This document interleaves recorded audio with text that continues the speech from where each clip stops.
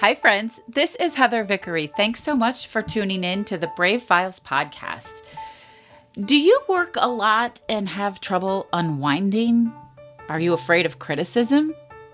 Do you procrastinate when you're asked to complete a project that someone else will see? Are your achievements wrapped up in your identity? Well, if you answered yes to any of those, then you might just be a perfectionist.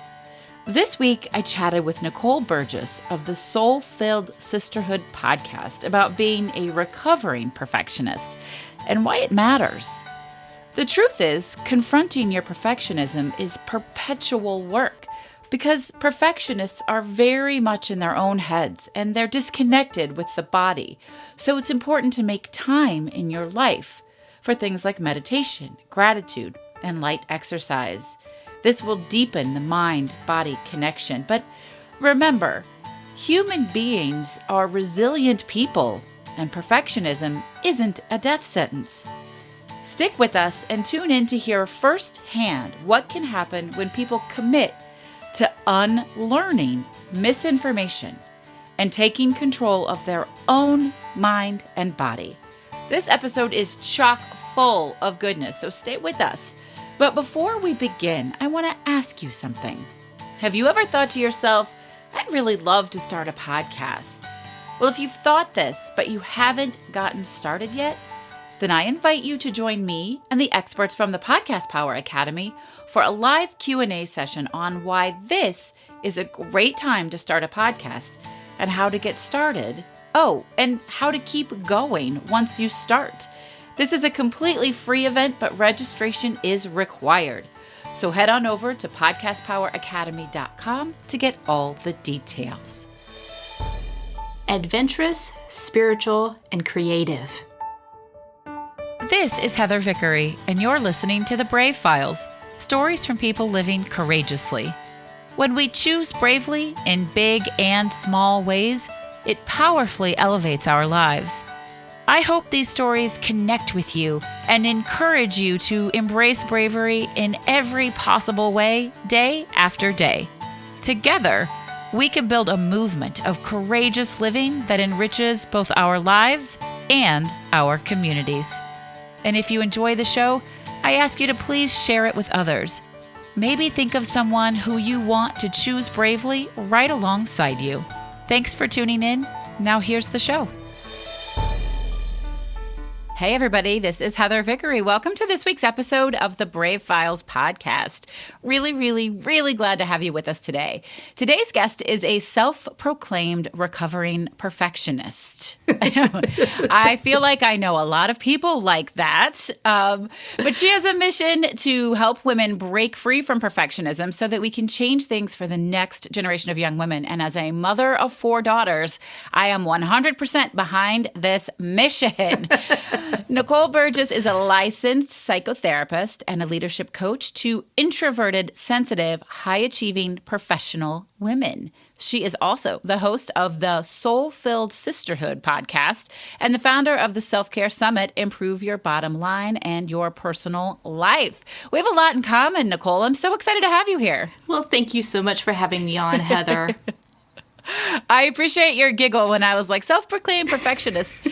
Talk to us about that. Tell us a little bit, first of all, why it tickles you so much, because I think that's an important part of the story, and what that means to you to be a perfectionist. Well, so perfectionism is like a sneaky little, someone named it a thief, and that word has really stuck with me. Yeah, I feel that. Yeah, it's like something you don't really know is going on until you start to get pointed out like, hey, if you work a lot and you don't know how to unwind, that may be perfectionism going on. If you are so afraid of people criticizing you, there may be another sign of perfectionism going on. If you can't, get a video out or your podcast out or some sort of work out because everything has to be, quote, perfect, that would be a sign of perfectionism. Yeah. You are, your achievements are really wrapped up in your identity. Oh, wait, there may be perfectionism going on. So as I've learned over the years, as my, training in grad school as a therapist, and now I'm a coach, all that stuff was like, oh yeah, I struggled with that a lot. And I giggle because it's an ongoing work really. I was going to say battle, but really I'm more aware of it now. So it's easier to identify when perfectionism tries to show up and hold me back in my business or my relationships. But it's also helping others recognize what they're doing that may be holding them back, because perfectionism is really trying to steal their joy. And the biggest piece of it is you're so worried about what other people will think of you, you stop being you. Absolutely. And there are so many things. I mean, I hear those. I use the term limiting voices all the time. And I'm not sure that I've ever thought of them as rooted in perfectionism. But I know what I know from my own experience is that we're just taught as women that you shouldn't brag and you shouldn't want the center of attention, and you should be able to do it all, and you shouldn't ask for help, and you shouldn't ever feel proud, and blah blah blah blah blah. And exactly. Right? And so we both do the same thing in getting people to step out of that. I really love this idea that is rooted in the perfectionism that we are told we must possess as girls and women, and you know what? Like, shit is legitimately hard. I have clients, I have friends who, they're women who have to work harder to get equal. And that, I legitimately don't see that changing anytime soon. No, but... Like, it's changing a little, but it's not changing big. Right. And I think that's key, though, right? All those small little steps that we all take as women when we come together and we're not picking on one another, when we're not putting one another down, helps with the shifting of all of this. Yes. And that's why, I'm passionate about, in my coaching world, I help adult women with what's going on for there. But I also see it in my clinical world where I work with a lot of teen girls, and that perfectionism, it's like a slow creeping that happens, and it's starting younger and younger. And so if we can break it as adults, we can then help the next generation coming up not get locked into that mindset of what they should be versus who they actually are and what calls them. I love that. I value that so much. I see it in all of my kids. Now, my 15-year-old really manifests this perfectionism, which she's put on herself. I mean, they really all have, because we don't expect perfectionism from any of them. But if she gets, a 98 instead of a 100, she's like in her room pouting. I'm like, you worked your ass off. Why is that not okay? Like, But then I see it in my littler ones. And my kids have all gone through a progressive education program. It's at the children's school here in Oak Park, Illinois. So it's project-based, social-emotional led, student-based learning. And it is all about process. Like, they're like, we need to fail so many times to get this right. And yet I see my 4th grader, my 10-year-old, she's the kind of perfectionist that if she does not know she can ace it, she just won't even try. Mm-hmm. She's like, I'm out. Now, we're working on that. She's getting closer. She certainly still gets frustrated, but it has been a lot of work to get her to try, because you can't grow if you don't try, and you can't grow if you don't fail. Correct. And what perfectionism does, you just named it. In the psychology world, we call that cognitive distortions. And it's that all or nothing thinking. Yeah. It's either all A's or I suck. Either I've got to be perfect, or, everything is just always going to be this way. It's the very black and white. And so talk quite a bit about embracing the gray or the messiness in between. Yeah. And it's just it's failing forward. It's remembering, too, that when you, quote, failure is an event. It's not a person. Yes. Yeah. Oh, I love that. Yeah. Quote it. We're quoting it. Well, that's from failure is an event, not a person. Yeah. Yeah, and I read that from a different kind of mentor who's not even alive anymore, I don't believe, and I can't tell you who it is. It just blanked out of my head. But I've loved that for so long, and I tell that to the teen girls. I tell that to the women I work with. It's like, fail forward, because again, it's an event. It's not you. Yeah. And you know what's fascinating? It's really funny. So this episode is going to air in the fall, but as we're recording, we're in the middle of the coronavirus lockdown pandemic. And I ran into, so our local ice cream parlor is retooling, like so many other people that I know are like, how do I make money when everything's shut down, whatever. So they made St. Patrick's Day ice cream sandwiches, and they sold them in advance, and you went and picked them up, and you kept your nice 6-foot distance from the person in front of you and all that fun stuff. And I ran into a friend whose son, so the schools here are doing distance learning, but they've just informed us they can't grade it because they're Act of God days in Illinois, and Act of God days, you cannot record the grades. Oh, no. Now, my girls, I know it's particularly damaging to juniors and seniors who are trying to get into colleges, but my girls are still doing their work. They're like, well, I think that we're going to build on this, and I need to know this stuff anyway. And we're kind of forcing them to as parents. We're like, you still have to do schoolwork. Like, this is not a free-for-all. Well, his junior son said, whoa, they're not grading this? I am out. I don't have to do this. They can't build on top of this. He did not care, was not worried about consequences. So he's figured out how to do just enough to get by successfully without the effort. And I just think that mindset of the girls versus the boys is so fascinating. Mm-hmm. We know through research that around the age 9, there becomes a big shift between girls and boys. And often they see that in the school systems, that the differential treatment begins. And it's by the wording that happens. It's by our cultural messages that are going on.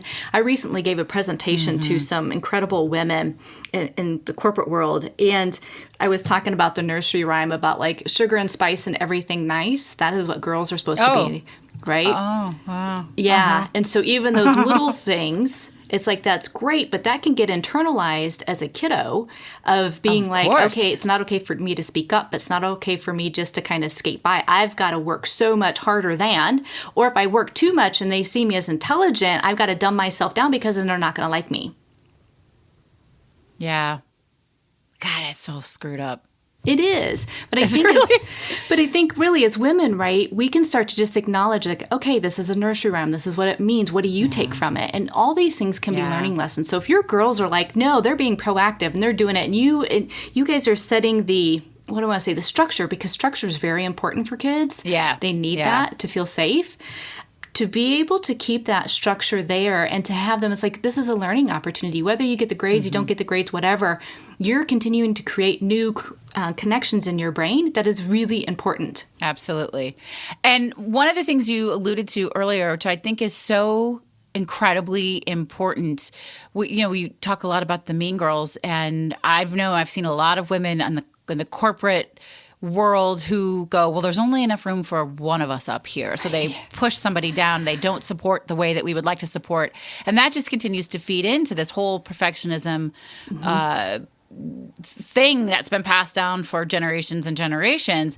Do you believe that, and I mean, in my little bubble, women really are working hard to love each other and support each other and understand that it's collaboration over competition and all of that. Is there any science behind it that shows us that this does eradicate to some degree this intense built-in perfectionism? Well, I think, to go back, I don't have any actual research specifics that come to my mind, but anytime we're trying to make it an us versus them, Brene Brown talks about that quite a bit in her work, right, on shame and vulnerability. When we're trying to separate ourselves, all of a sudden the others, the thems, become more like objects, and we lose our humanness in that. So if I have the mindset like only one can be on top and that is it, and I've got to bulldoze over anybody, it can also erode away your own compassion for yourself, for others. And then it's like you start to become less trustworthy as a leader, and people stop respecting you. Absolutely. So when we work together more around the fact of just like, yes, maybe there is truly one so-called manager, but how do you then help support the others that are now underneath you through that pyramid, where you can really help them with their skills through healthy leadership, through healthy mentoring, so that they can keep getting the skills that they need. And maybe they're going to move on to a whole different department that can blossom because now you've figured out this is the skills that they have, and they are on fire in that area. I love that. I do work with a large accounting firm, and a good majority of my clients there are women, and the head partner that's sort of my super fan that brought me in to do all this work, and I think she listens to the show, so hey, I know you know who I'm talking about. She is an incredible example of just what you said, of teaching the women we work together to teach people to lead from the bottom up. Like, how do you step into your role as a leader from the very beginning, the moment you walk in, it does not matter what your actual title is, because then you promote that up and you bring that energy up. Yes. And there have been a number of times where she said, listen, I want you to coach this person, even if they're not going to stay with the firm, because I want to see them thrive. And if this isn't the right fit for them, we will literally, I will help them find another job. And that to me gives me so much hope to see people doing that in the corporate arena. And I hope everybody listening will think about who can you help mentor and grow and shape. It reminds me, have you read Gabrielle Union's memoir, We're Gonna Need More Wine? No, I have not. It's a really good one. Okay. Highly, highly, highly encourage it. But she talks towards the end of, I listened to the audio book because it was really fun to hear her do it. And towards the end of it, she talks about women in Hollywood and how really they have had to fight tooth and nail to get parts and get roles. And once you age out, like what happens, and there's a young girl on the scene who everyone's like, oh, she's the young Gabrielle Union. She's the new Gabrielle Union. She was like, fuck that girl. Like, I don't want her to come in. I don't want to mentor, because she met her at a party and the girl's like, oh my God, I love you. I would love for you to mentor me. And she's like, my head is going crazy. Like, I'm not going to teach you to be the replacement me. Like, you're crazy. And then she went home and she was like, okay, wait, hold on. What would my life have been like if somebody had done it for me? And if I hadn't had to work so hard to figure it out for myself? Or what if I didn't have role models like Oprah or, like things like that to help me in the industry? And of course, she went back and she's mentoring this girl. But like, you have to go through this process of, it does feel like, wait, I don't want to teach them to take my job, except there is room for everybody if we make room for everybody. Right. And I think, again, what you're talking about really, we've got various terms, right? Scarcity mindset, abundance mindset. It's so much about, okay, what beliefs are getting in my way to make me think this is not an opportunity that I've got to somehow self-protect. And that's, again, where that perfectionism can kick up. It's like, nope, because I'm afraid of trying something new. Nope, I'm so afraid that somebody's not going to think that I'm really skillful in being able to do X, Y, and Z, so I'm just not even going to do it at all. And I love how she went and she caught herself and then went back. I know Reese Witherspoon is doing something very similar in the Hollywood world. And their series that they did, what is it, Little Lies? I think it was an HBO thing. Oh, yeah. Yeah. And I watched it, like the behind the scenes of these amazing women and the conversations that they had. But it's so much about having, stronger leadership roles in Hollywood as women and not fighting against one another, but raising one another up. And it was just so beautiful how they did it, and the material that was really charged for people. I love that. I think that's great. So, Nicole, for you, as you've been doing more of this work and you are recovering as a perfectionist, which I think what I'm hearing you say is doesn't mean that you don't have those thoughts, but you can catch yourself mid-thought and reframe them, right? Correct. Like, they don't really go away. We just learn to manage them better. Yeah. For the most part. Anyway, what would you say has been the biggest struggle for you? I think when I was starting out with my first business, which was the therapy business, it was really getting myself out there, because you hit it. It's like, don't promote yourself. You don't brag. And I'm thinking, I've got skills, man. I think I'm kind of qualified for this. I've been doing this for a while, just not trained, and now I'm trained. And then under that training, I got this and this. And it was making sure I just kind of slowly kept putting myself out there, that I put an imperfect website out, that I stated what I did imperfectly. And the more I did that, the more confident I got. And so now, when people are like, oh, I'm not going to do video, I'm like, oh, I remember those days. I don't do a ton of videos, but I used to be like, oh, I've got to do this.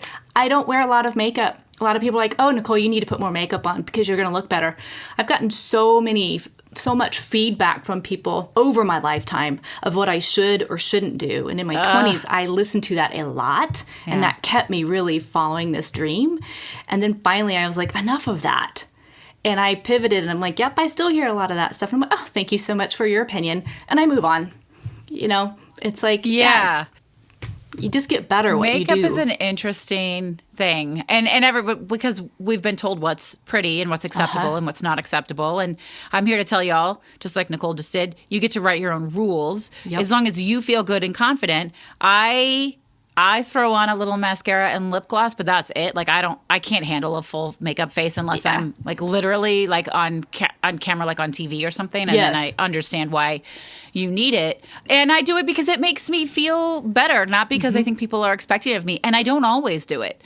I did a Facebook Live just this morning in my coat, bundled up, my hair pulled back, like nothing on. I'm like walking down the street, this is real life, folks. So let's be real. Yeah. I love that as a gift for everybody to like you. One of the things that I tell all of my clients, and I did even when I was in the events industry, is I only have one rule for you to follow. And the one rule is there are no rules. You get to do whatever the fuck you want.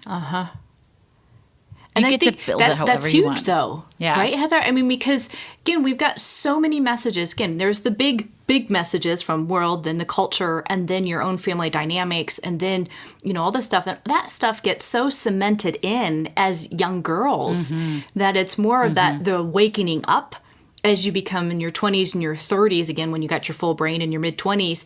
But just being able to go, it's okay for me to challenge that. And if you grew up in a very healthy family, you get to challenge that from the very get-go.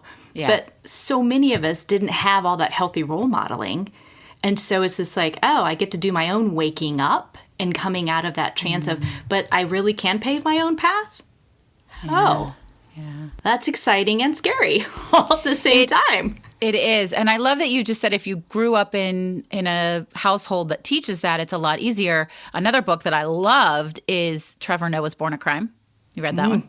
No, I don't. Man, I'm going to have these go on my library list, man, because I got a ton of things to read. I love it. I know. Well, I'll tell you, I committed in 2019, I committed to the 12 Books in 12 Months challenge. So, and I ended up reading 31 books. It's a long process. I actually documented a lot of it. And this year it's just going and going and going. So I've done a lot of reading and it's been really wonderful to get back to it.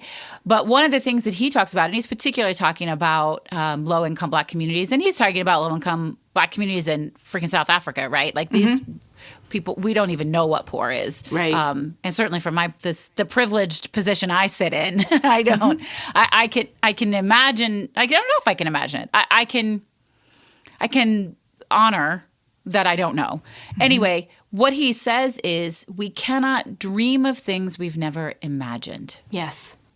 And so if you don't have a family that's teaching you to write your own rules or to screw up and try over or, to be anti-perfectionist, you can't really imagine it if you don't see somebody else that you admire doing it, which is why ladies and men too and non-binary folks, any of you, we got to put our truths out there. We have to be our honest and authentic selves and we have to be vulnerable because that gives other people, we don't know who's watching. It gives them permission to try it themselves. Yeah. One of my favorite, I've got multiple favorite books. I'm looking at my little bookcase that is shoved full of books. But, I encourage people to really start with Brene Brown's, Gift of Imperfection. Yeah. That's a beautiful starting point. And then she talks about Kirsten Neff in that book as well, which is the self-compassion book. And I think it's huge when you're dealing with perfectionism because that self-compassion, so many women that I work with, they are so compassionate and empathetic to others. But that loud inner critic goes on, and the fear gremlins is what I call them too. And it's like it tramples them down and it wears away their confidence and self-esteem. And when you start to build up that self-confidence, all of a sudden, or the self-compassion, it's like, oh, so I made a mistake. Again, like I tell my kid, so they didn't get the A+, whoop-de-doo-dah. What did they learn from that? Yeah. Yeah, I love that. If you had to pick, I'm sure there have been a million wonderful things that have come out of this work that you're doing, but one surprise silver lining or one shockingly good thing that you hadn't anticipated, what might that be? Working with people, the first thing that came to my mind was just how incredible human beings are in their resiliency. When they start to learn just a little bit about, this was the misinformation I had, and whether it's psychoeducation or teaching them, it's like, and yet here's more of the truths, and they're able to step into that, just literally to watch them blossom. Yeah. I mean, like it's a physical transformation for a lot of clients.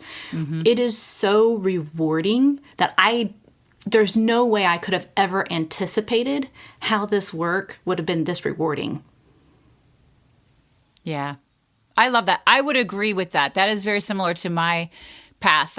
It seemed like a natural thing for me to step into, but I couldn't have imagined how incredible it would feel to actually see people thrive and succeed and to get the response from them and like see them doing the things that that they weren't sure they could do when they started. It is a pretty incredible feeling. I love that. Does the work feel brave to you?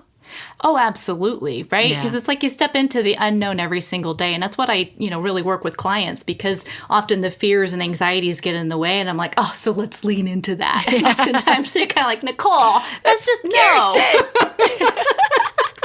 I was just on a coaching call with somebody this morning, and I suggested that she try something. And she's an actor. She's on stage. I'm like, you go into audition rooms and you get told no 100 times a week, and then they put you on TV, and you don't want to go on YouTube? Like, what? I don't, and she was like, that scares the shit out of me. And I'm like, okay, well, then that means we're on to something. So Right. she's like, literally, my stomach just fell. I'm like, okay. Yeah, they got to listen to that feeling. Like you want to lean into that fear. That's what the Brave method that I've created that I coach on is all about, is using that fear and leveraging it. So I love that. Okay, so as a recovering perfectionist and as somebody who helps other people not be perfectionists and build lives that the way that they want, do you have any grounding rituals or self-care practices that are non-negotiable? How do you teach yourself to do this on a daily basis? Well, the things that I do is truly what I teach my clients. So Good for you. For me, I truly do read every single day, about 20 to 30 minutes, maybe not so much on the weekends, but during the week I do. And then I will meditate, and that can be anywhere from 5 minutes to 30 minutes. Again, that may not be every day, but mindfulness practices to me are part of my spiritual practice, and those are my non-negotiables. And then exercising, and that could be either taking a walk on the treadmill if it's crappy outside, or taking a walk outside, or doing some gentle stretching, because most of my clients, when perfectionism is going on, they're very much in their head and they're disconnected from their body. So I'm reminding them to stay connected in your body, because that's where so much good information comes from. But when you drop down, you can't be paying attention to all the thoughts either. Absolutely. Yeah, I think that's a great one. And I love that when you talked about exercise, this was not hardcore. You're not doing an hour of straight, beach body workout, that. It is just that mental and physical connection with your body and your mind. And right, I love that. I think that's such a gift. Y'all do that. I just here at the beginning of 2020 decided, and I'm not a physical person. I don't sport. I joke. I don't sport ball. I don't do any I don't of that. And I have always hated working out, but I'm 45 and I can feel the body parts I didn't know that existed before. And I really challenged myself to support my body and to rewrite the story. Like, my story had been, I hate to work out, so I'm not going to. Like, well, that doesn't have to be my story. My story can be, I support my body. And so that has been 20 minutes of cardio a day. I've been going to the gym. Well, then the pandemic hit. And so now I'm walking for an hour, and I don't care what I'm doing. I may be taking a call, not a coaching call, because I need to be present and taking notes when I'm doing that, but networking, collaborating, listening to a podcast or an audiobook, or just in silence. I'm walking an hour a day, and it's a non-negotiable. Yeah. I love that. I love it. Do you have a gratitude practice? I do. And so I know in research, right, for positive psychology has been around a long, long time. And they talk about writing down the gratitude. And for me, it's like sometimes I write it down, but often I just wake up and I'm like, okay, what's the first thing that comes to my mind about what am I grateful for right now? And when I do that, it gets you in that mindset of just like, okay, what is working well? It's also important, I think, to kind of end your day in that. And so kind of going back for women, I know, especially the ones I work with, they're notorious for kind of breezing over what their wins were for the day. And I'm like, anchor it in. What are you grateful for? What went well? Let's do this. Write that sucker down. Yeah. So there's it's that a too. big deal. I love starting it, bookending with it. I have learned because, I've written 2 books on gratitude. They're books and gratitude journals.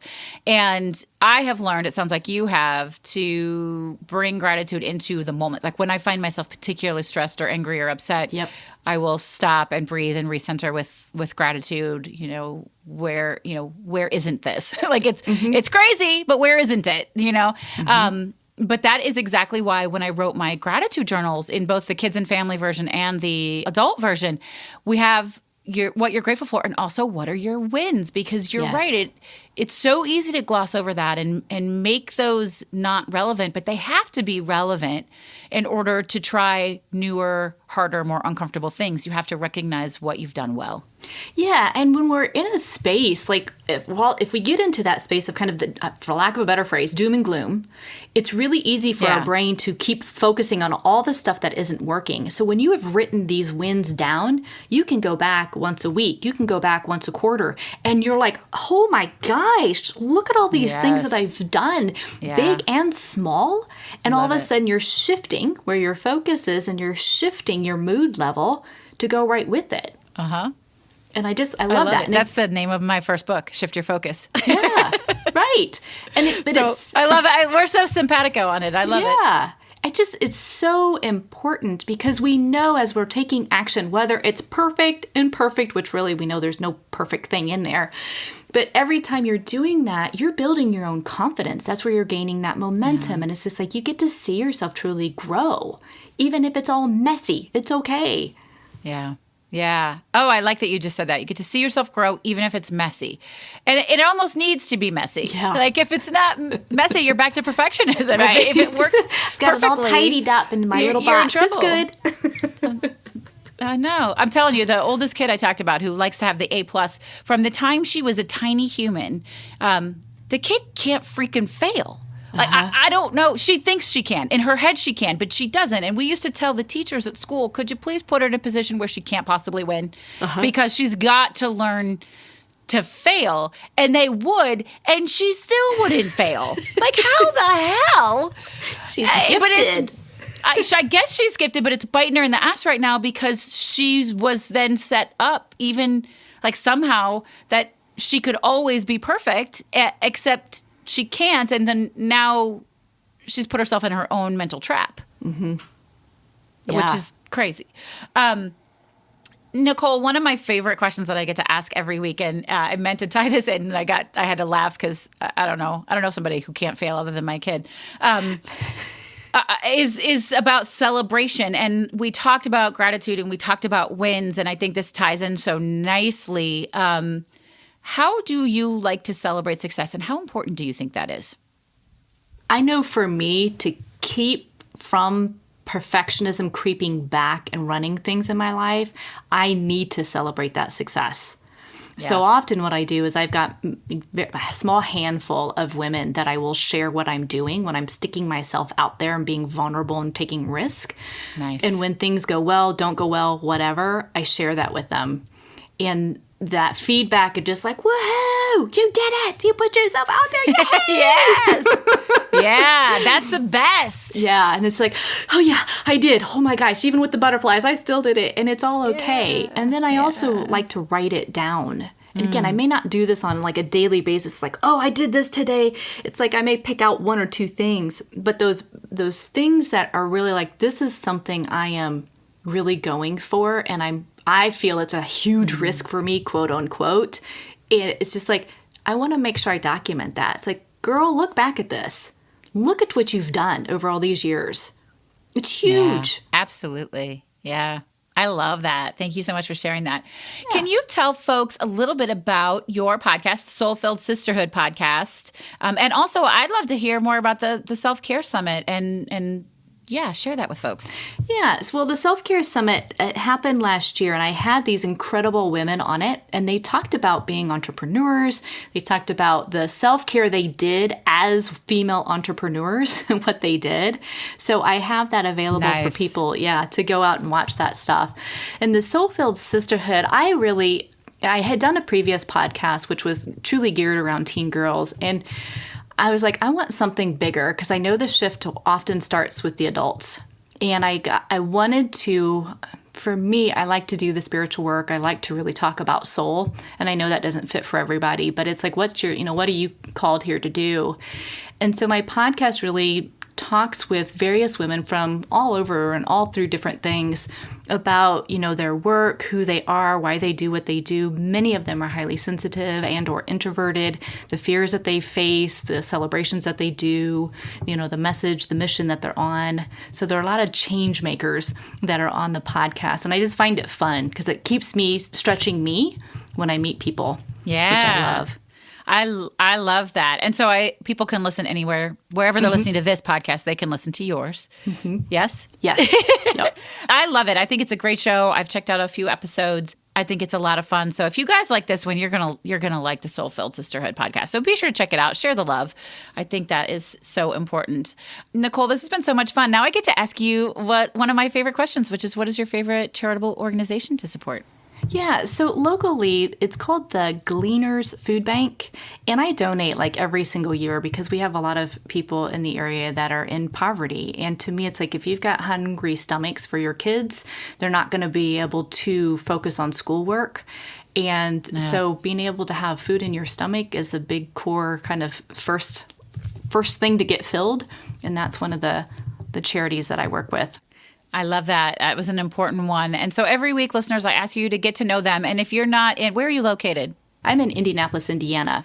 Okay, we haven't talked about that. That's hilarious. That's where I grew up. Have you always been there? No, I have not. Been here for probably about because I was like decade now, but no, I was not. I grew up about 2 hours north of here. Okay. All right. Because I was like, did we go to high school together? There's a big school. Yeah. Could have been. It's such a small world. Awesome. Okay. So if you're not in Indianapolis, you have a food bank. You have a food pantry. Go and support them with whatever you can. We actually have a little free pantry. So we have a little free library in front of our house. We're big fans of sharing books and things like that. But in front of our public library is a little free pantry.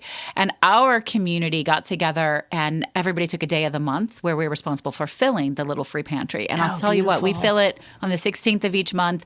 And within an hour of putting stocking it full of groceries, it's gone. Yeah. Every week, every day. It's incredible. So I love that. My call to action for you listeners is to go out and do something in service of what Nicole's favorite charitable organization is. Because if this pandemic, and like I said, this is airing in the fall, who knows where we will be? We could just this could be like a long distant memory, or we could all still be locked in our houses. I don't know. It's funny. I'll record a fresh pre-roll for this, so I'll speak to it when the episode's actually going to air. But if this has taught us anything, it's that we have to come together as a community to support each other, even if it's from 6 feet apart. Even Correct. If we're social distancing, we need each other. And actually, the act of social distancing is a community support system. We are saving each other's lives. So thank you so much for sharing that.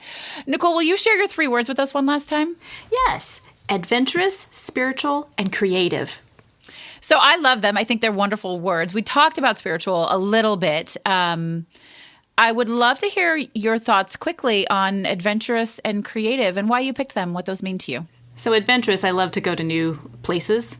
And I think for me, my biggest adventure was moving out of Indiana and going to grad school in California, not knowing anybody, and then creating my own business.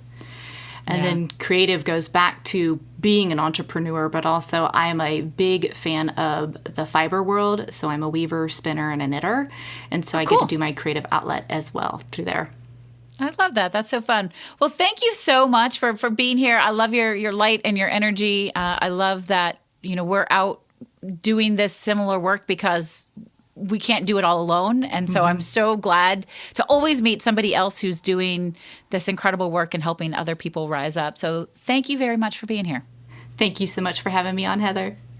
All right, y'all. So what are you going to do with this? What brave new thing are you going to do? How are you going to push yourself? How are you going to set up your day for success and not let those limiting voices and those stories that we've been told since we were little dictate how we move through our lives? How are you going to fail forward a little bit?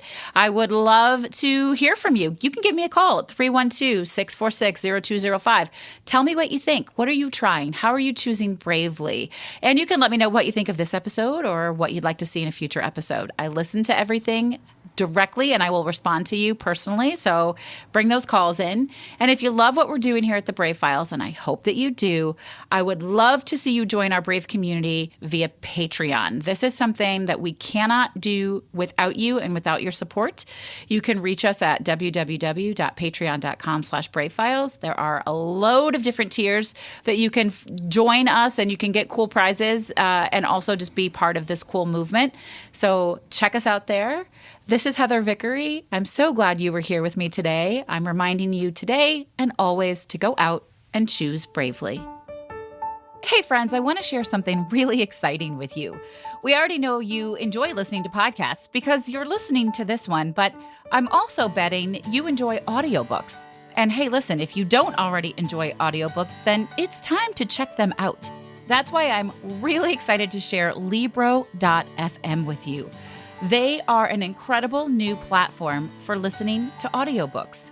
And by choosing Libro.fm over other audiobook services, you are supporting a local bookstore of your choice and investing in your local community. Libro.fm offers over 150,000 audiobooks via their primary platform, which, by the way, they built with love and from scratch because they're a small business also. They even offer bookseller recommendations for great audiobook options. You can sign up right now via www.vickeryandco.com/LibroFM. That's vickeryandco.com/LIBROFM. And when you do, you'll get one free audiobook of your choice, and the proceeds will go to your favorite local bookstore. Now, check what I just said there. You're going to get a free book, and the proceeds are still going to go to your local bookstore because Libro.fm makes sure that their booksellers get paid even when they give a promo to customers. I've listened to over 20 audiobooks this year alone. I especially love listening to memoirs read by the author, and it feels great knowing that all of my purchases support my local bookstore, The Book Table, in Oak Park, Illinois. Libro.fm. The same audiobooks, the same price, but a completely different story. Check them out right now at vickeryandco.com/LibroFM.